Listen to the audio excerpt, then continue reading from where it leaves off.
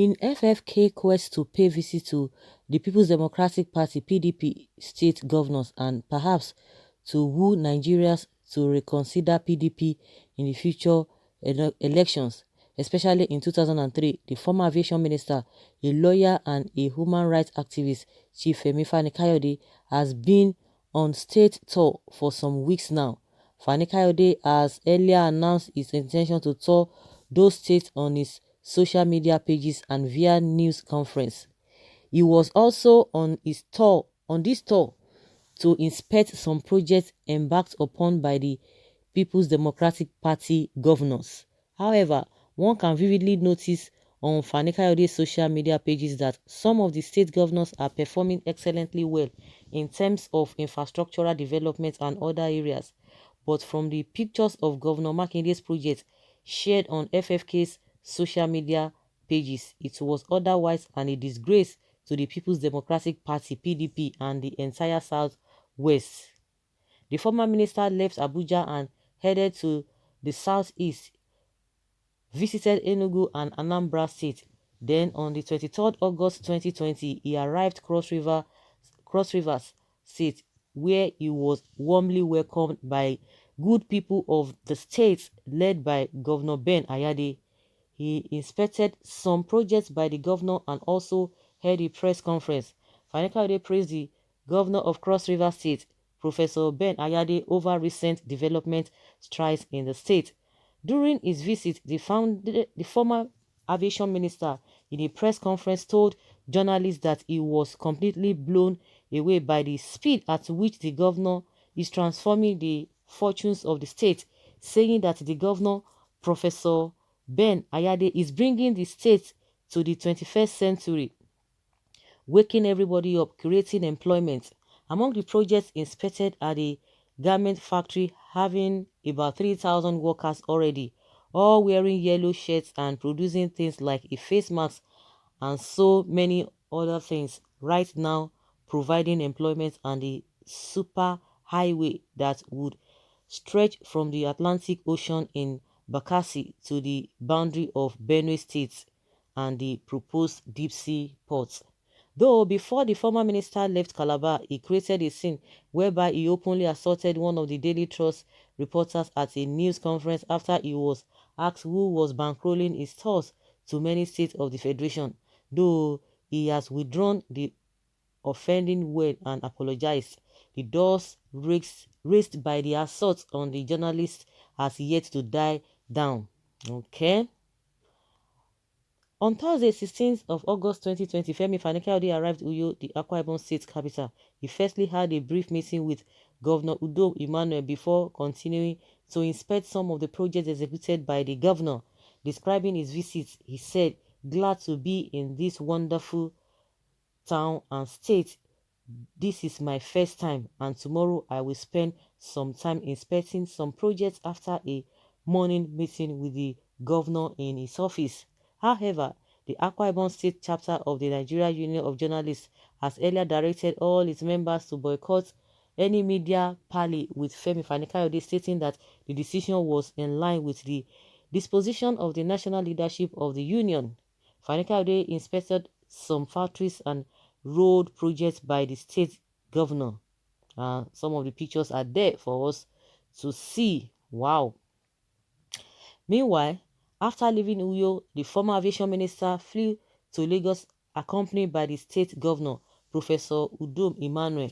Fani-Kayode arrived Ibadan, the Oyo state capital and the political headquarters of the Southwest, on Sunday night, 30th August 2020. He was warmly welcomed by the state governor, Seyi Makinde.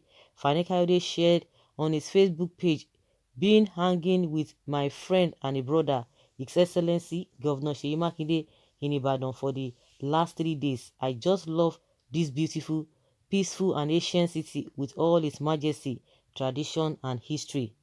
Nevertheless, shortly after Fani-Kayode arrives Ibadan, the Nigeria Union of Journalists Oyo State Council on Monday also ordered its members to boycott a press conference allegedly called by a former Minister of Aviation, Femi Fani-Kayode.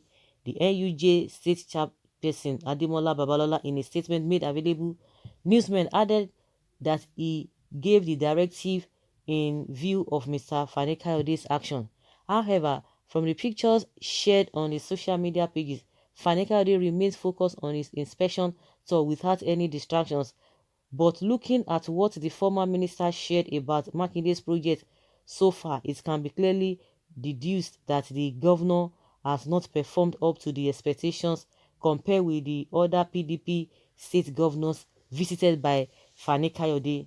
The main substantial projects shared by the former minister are Oyo State Controls and Command Center, Oyo State Security Trust Fund, and a building under construction. No roads and no company. In fact, the governor's projects are total disgrace to the Southwest and PDP. When all his counterparts are boasting of more developmental projects, perhaps that was why the governor himself did not participate in the inspections. Like, seriously? Okay. Well, from all indications and the pictures, verifications, did you think that the governor is doing the needful in Oyo State? What are the things the governor is not doing right? Let us know and let us have your input. Well, in my opinion, according to what this writer has said, of course, it's Fani Kaode display all of this in what he displayed all of this in his on his page, his social media page, and people began to pick points and pick holes on who has done this, who has not done that. Honestly, if you look at the other two governors, the other two PDP governors, you will see that those ones they've been there, and just like what a lot of people are saying, they've been in power. This is the second term, like the governor of Cross River, governor of what is it called, of Akwa Ibom. They've been in government for this the second time. So well, like they have spent like they are going maybe close to 6 years or 5 years plus or 6 years, and Seyi Makinde is just 1 year. And take it or leave it, when everybody knows that Seyi Makinde has been doing tremendous things just within the time he came in, he's been able to start the work right from day one.